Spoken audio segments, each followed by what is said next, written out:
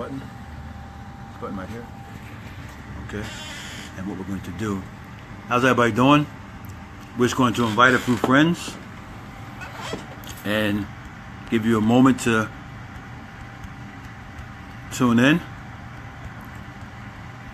We sent out an invite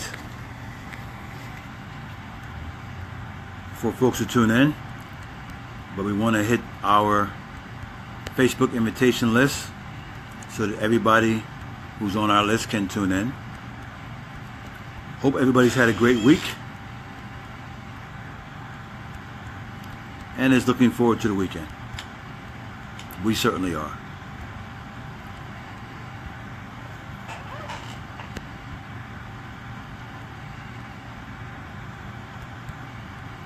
And just give us a couple seconds here as we're inviting a few more people. The nice thing about Facebook Live is that people can tune in, especially when you give them a little advance notice. But a lot of folks have that little notification on their phone, so and so is Facebook Live. And if it's people who you realize don't abuse Facebook Live, but just use it for an announcement or to say something of importance or to film an event. We went to the Van Jones We Rise tour last night, and we Facebook Live portions of that. Unfortunately, we couldn't Facebook Live at all because it didn't have a lot of battery power, and also the Wi-Fi in the building was just not of strong quality, and it kept going out. And there's nothing worse than doing a Facebook Live and the Wi-Fi gets very iffy and you have to come back in and out. That's extremely irritating to folks who are trying to listen and who are trying to be a part of what you have to say. So I think that we have invited quite a few people here, and we are getting ready to start. And my associate and comrade Anthony Dickerson is going to be doing the filming and also answering the questions. Along with myself, he's one of the co-founders of the BLOC Party, and we're definitely trying to move it forward, and we thank all of you for tuning in. Anthony? So we don't have the glare on the street. Is that decent? This way? Okay. So, thank everybody for tuning in. One of the first things we wanted to talk about was this Sunday from 1 to 6, we're having the first BLOC Party barbecue, and it's going to be at Huntington Park and Old York Road in North Philadelphia.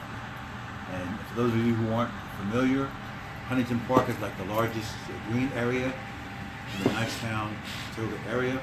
It's right off of Broad Street, Huntington Park and Broad, and Old York Road is the next street over. It's going to be right in the beginning of the park. And we're going to have a DJ, Larry Krasner is going to be there at 1:15. He's only going to be there for half an hour because he has other commitments for the day. So if you'd like to listen to the Democratic candidate for DA and the BLOC Party candidate for DA, Larry Krasner, he's going to be speaking at 1:15. We're going to start at exactly 1 o'clock. We're not running a event that's on CP time, so we're asking folks to come early, be there. We're actually going to be out there around 11:30, 12, setting up. So if you're going to church in the morning, come straight from church, or if you're just, it's a chill Sunday for you, come out and be a part of what we're doing. Why is the BLOC Party important? The BLOC Party is the first political action committee for formerly incarcerated people, for returning citizens to have their own vehicle to move forward a political agenda is extremely important. And the BLOC Party is that. The BLOC Party is the vehicle by which we can move forward an agenda. And here's the reality. Formerly incarcerated people, returning citizens in the city of Philadelphia have not had an agenda. There have been those who have attempted to do voter registration. But even those efforts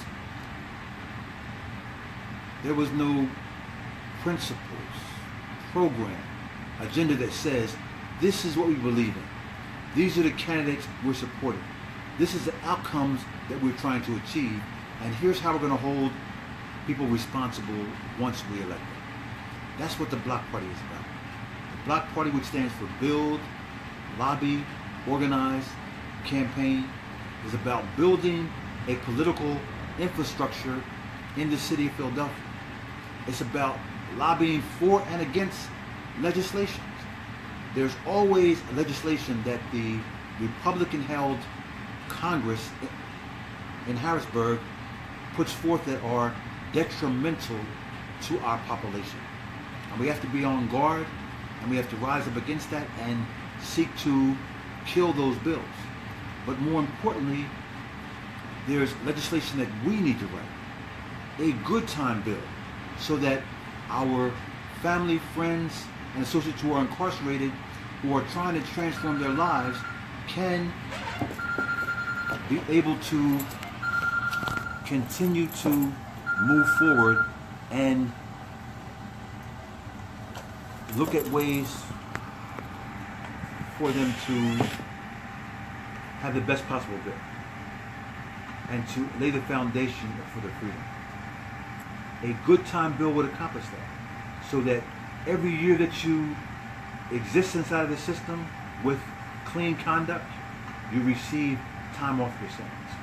This would be an incentive, an initiative for prisoners to cut their time down through the personal work they do on themselves. Right now, it doesn't matter what you do, you're still going to do that amount of time. We're looking for a bill that would provide parole for lifers. The only way to do that is to establish the relationships in Harrisburg necessary to move a bill like that through a Republican House and Senate. Also to look at how the communities who are impacted by this, and we're talking about white communities that the prisons are located in, how it's going to impact them. We're talking about correctional officers, getting them on board, because their jobs are the jobs that will be lost when you downsize the prison. So we're also talking about bringing industry to Pennsylvania that would take the place of the present prison economy.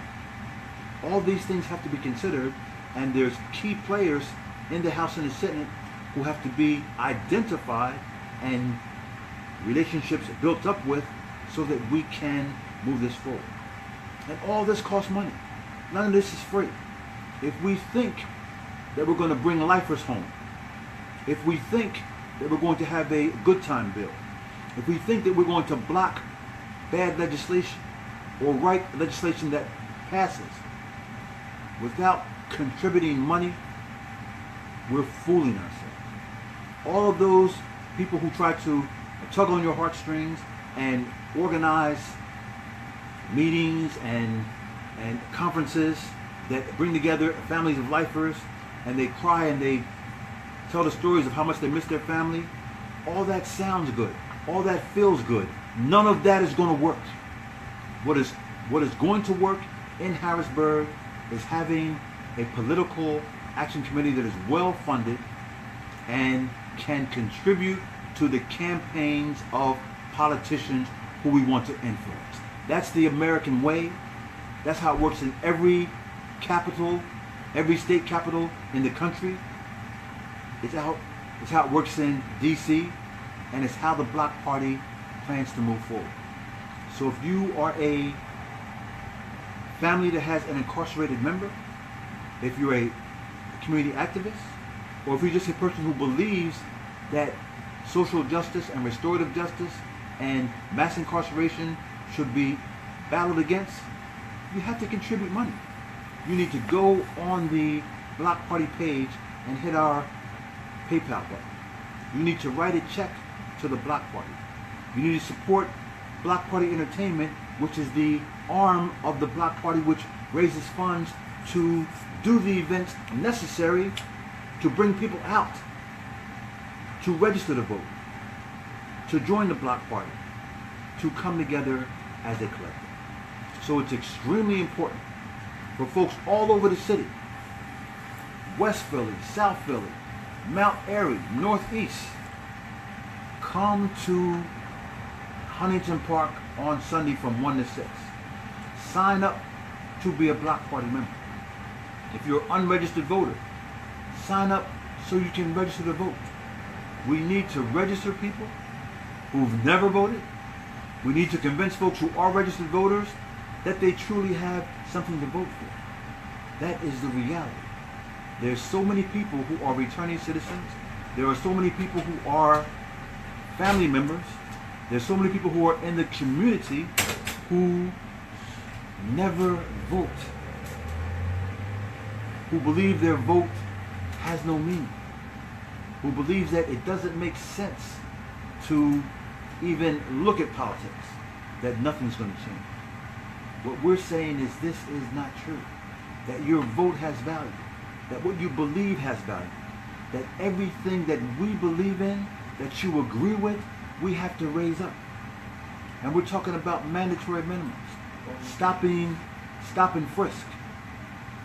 We are talking about all the things that affect our neighborhoods, the core components of mass incarceration: lack of opportunity, high crime rates, poverty, having no economic control of our community.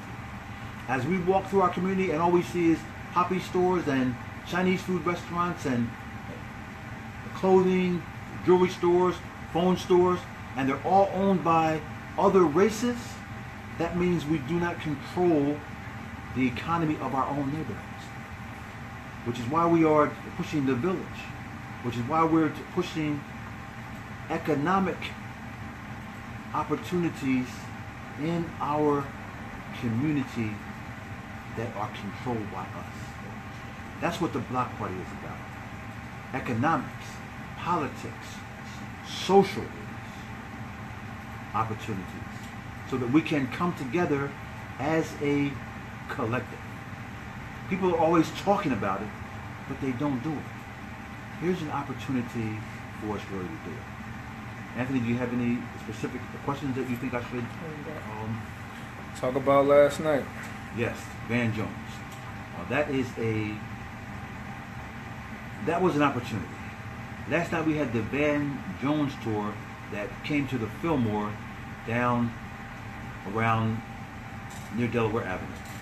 And the We Rise tour, the Cut 50 Dream Chasers, is a collective that is seeking to rally people against social injustice, rally people against mass incarceration, and get people thinking about what needs to be done in this era of Trump. And when you watch TV, when you look at what's going on in Washington, and you see the tentacles of racism and white supremacy spreading through our nation, you have to realize that we have to mobilize to fight against it. So we went down as Block Party members. There was about 5 or 6 of us with our Block Party shirts. We went down and we listened to Van Jones, and one, it was a very uplifting program. And one of the high points of the program was Meek Mills was interviewed by Van Jones. And for those who haven't seen it, we did a Facebook Live for part of it, but I'm sure there is much of it online because there was a lot of folks there and there was a lot of folks who were filming that section. But Meek talked in a way I had never heard him talk before. He talked about growing up in North Philly. He talked about the things that he saw that contributed to mass incarceration. He talked about his experiences in the system and the fact that at 30 years old, he's still dealing with a case that he got when he was 18. This is why the Block Party is important. Not just Meek Mills. How many other people are dealing with cases that are decades old and still being affected by it? During the after party, Van came out and he did a question and answer session. I was called for the second question, and I talked about how 300,000 formerly incarcerated people live and work in Philadelphia and what the Bloc Party is doing to move that forward. And Van says, well, that sounds like a statement. That's not a question. And I said, the question is, will you do a story on the Bloc Party? Will you come out and look at what we're doing, what our vision is, and will you shine a light on the Bloc Party? And he said yes. And this morning, Anthony and I composed a powerful email to Alex, who's the architect of the tour, and who we spoke to before and after the meeting last night, so that Van Jones and CNN can come to Philly and do a spot on the Bloc Party and show the rest of the country what is necessary. So we're in a position and we're trying to make the moves so that we can get serious funding behind us. Just like the political PACs came into town prior to the May 16th election and they poured money into the Larry Krasner campaign to get him over the top, we need for them to come to Philly and pour finances into the Bloc Party so we can pay returning citizens to go out and knock on doors and register voters. So we can pay returning citizens and other activists to go knock on doors and convince people to vote in their interests, to join the Bloc Party, to create a voting bloc so strong that we can control city politics. Understand the vision. We have over 300,000 returning citizens. All those have family, friends, and community. We have a potential 500,000 to 600,000 people who could join the Bloc Party and vote in the same direction. If you got 500,000 people voting in the same direction, we control Philadelphia politics. All we need is the funding to move this forward. Because we're not going to ask people to just volunteer. This needs to be somebody's job. Knocking on doors, talking to people, organizing neighborhood by neighborhood. Yes, volunteers are important, but the core of this has to be paid staff. So we need people to understand, if you really believe in change, if you really believe that we can change the system, that we can not only put Larry Krasner into office, but in November there's the judge retention election.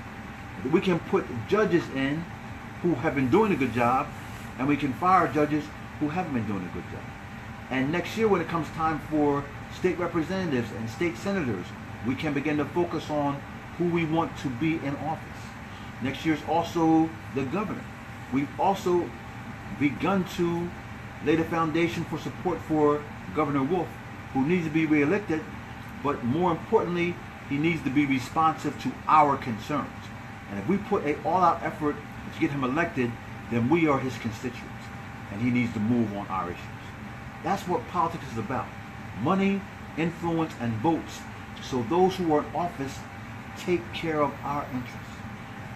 If you're tired of our streets being dirty and we have no economics, and our kids not having jobs, and crime and drugs flooding in our streets, the only way to change it is to join the Bloc Party, to vote for our candidates, to hold those candidates accountable, to make sure that the money that now flows into white neighborhoods and through white organizations flows into our community.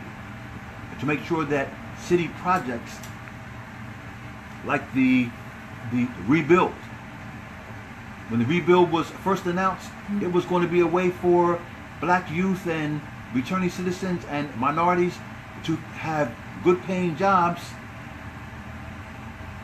working, cleaning up their parks and in their community. Now it's morphed to, well, it's going to be union labor. Well, if it's going to be union labor, how can these same people get into the union? What will happen is you will have white people doing rebuild, and none of the money will go to our neighborhoods, and you will have construction workers with Delaware and Jersey and New York plates and Pennsylvania plates, but out of the city Pennsylvania, they will be making all the money, and young black men and women who could be in those jobs, who could be learning the trade, who could be a part of the union, will be left out again. Here's the reality. In 2020, it's going to be a mayoral election. And as a Bloc Party, a co-founder, and I'm sure Anthony co-signs this, I'm not happy with how things are going with our current mayor. We heard a lot of rhetoric when Mayor Kinney was running.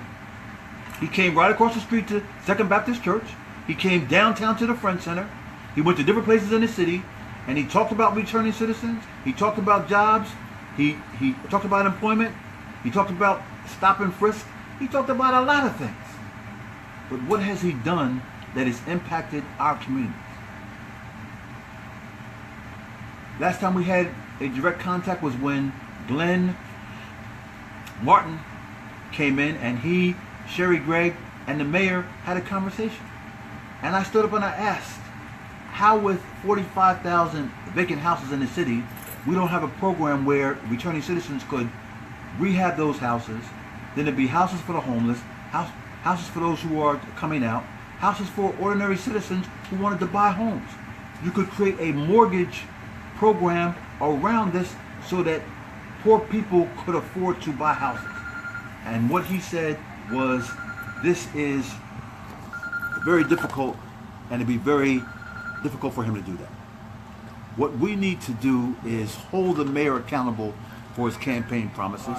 And if he's not going to do what's necessary to do, we need to look at another mayoral candidate in 2020. And that goes for city council, that goes for state reps, that goes for state senators, that goes for anybody who's sitting in office who's not doing the work of the people. If you believe that politicians should be accountable, they should keep their campaign promises, they should work for you, because you're their boss. They're your employees. When you call a city council office and they put you on hold, or they spin you, or they never do what they say they're going to do, understand this. They're your employees. They work for you. If you had a business and your employees didn't work for you, what would you do? You would fire them. Politicians are your employees. They work for you. If they don't do what's necessary, they need to be fired and replaced with employees that do the job. That's what the BLOC Party is about. We want to build a coalition across the city that takes control of Philadelphia politics. And frankly, it's not that hard to do. Look what happened in the DA's race. That was not the party machine. That was not Ed Rendell's candidate. That was not the FOP's candidate. That was not the construction union's candidate. That was the people's candidate. So what happened was the people coming together, community activists, ordinary people, returning citizens, showed their power against the various machines that have been in place for so long. So project that into the next election, the next series of elections, but project it with serious money behind it so the BLOC Party can grow and thrive and not only take in returning citizens and their families and their communities, but longtime community activists, ordinary people in the neighborhoods, ward leaders who can think, and the new generation coming up. Not only the millennials who haven't been involved in politics, but the 18-year-old kids who are just turning 18 every year and they never even think, should I vote? If you harness all those disparate elements into one cohesive voting bloc, we can control the politics of Philadelphia and by extension begin to work across the state, which we're already doing, and we can turn Pennsylvania from a red state back into a blue state, but more importantly, a state that is responsive to the needs of the people. I'm going to speak to the importance of a coalition specifically to deal with contracts between the police and the city. Right now, in fact, I'd like to commend David Liscombe, who was there last night at the Van Jones, because several months ago, he sent me an email and he said, nobody's talking about the police contract. The police contract with the city. Once they negotiate that contract, then they're protected in all areas. We don't look at the important things that go on in the city. We only look at the surface things. We go to a Black Lives Matter rally. We march down Broad Street. We curse and we cry and we light candles. But we don't talk about the real foundation stones of our society. And the police are one of them. They're contracts. We aren't there when their contracts are negotiated.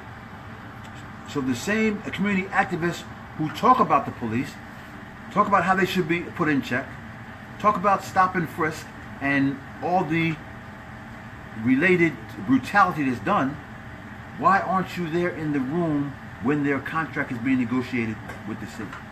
The police work for us too. They're our employees too. But on the street, it's not like that. Walk up to a cop and say, you work for me, you're our employee, and see how well that goes on. No. Their thought process is we are above, we are beyond. There's a blue wall that separates the police from the population. A very good question was asked on our block party page, who's the insurance carrier for the police? And we haven't been able to find that out. Who pays those hundreds of thousands of dollars when the police are involved in brutality cases or when they shoot somebody or whatever the misconduct is? Who negotiates that? What percentage of that is going to other hands? There's so much going on in this city behind the scenes that activists don't talk about and they aren't aware of. When the contracts are negotiated for the unions across the city and they're supposed to have a percentage of black and minority labor, who's enforcing that? Who's making sure that the contracts for minority construction firms are being honored and that black labor in this city is being promoted? No one. Because when you walk down the street, you see our young black men and our young black women unemployed. We support unions, but unions that are inclusive, unions that train our young people, unions that give apprenticeships, unions that will work with us in our neighborhoods to improve and create and bring contracts and projects and ventures that are going to positively affect our community. That's how we see an alliance with union labor.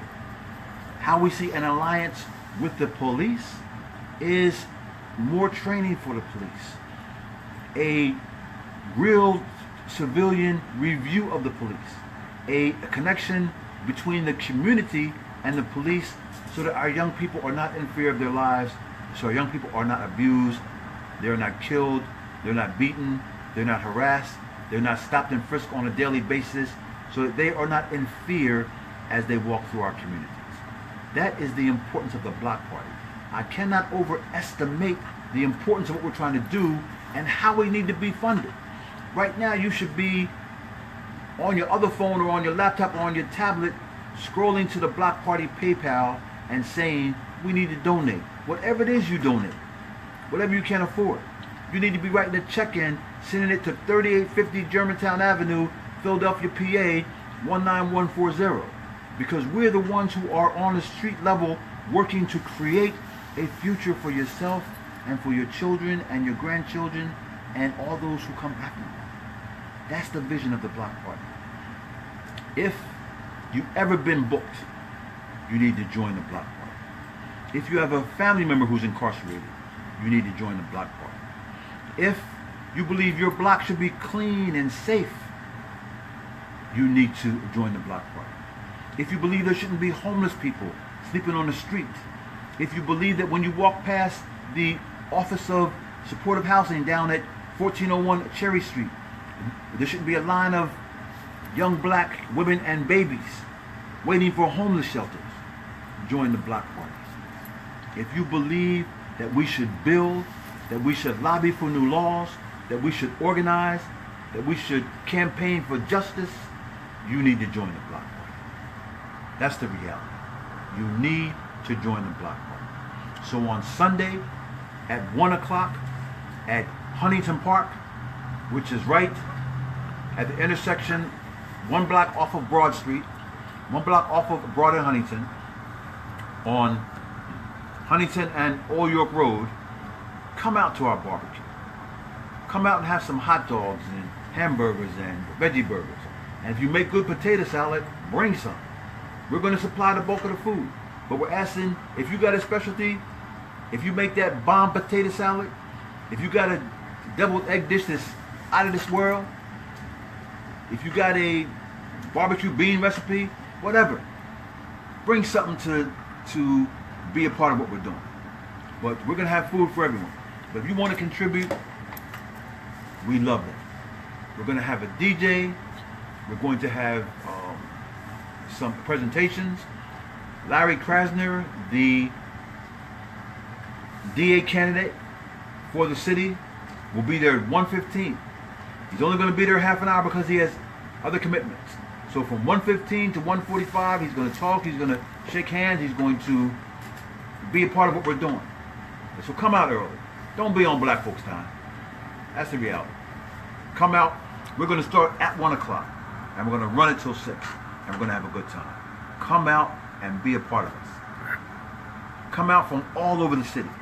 And there's a lot of good organizations that are coming out to be a part of what we're doing. Peace, power, and respect. Join the BLOC Party. Go on our website. Come out and support us on Sunday.